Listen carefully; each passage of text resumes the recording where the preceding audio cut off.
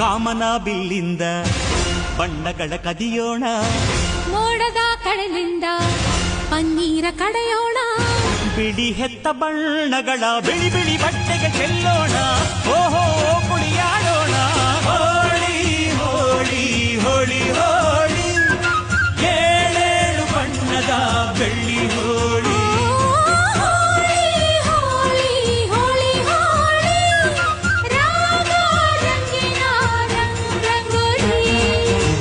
ಅರಿಶಿನ ಕುಂಕುಮವ ಒಂದು ಕ್ಷಣ ಬೆರೆಸೋಣ, ಹಸಿರಿನ ಜೊತೆಯಲ್ಲಿ ಒಂದು ಕ್ಷಣ ಇರಿಸೋಣ.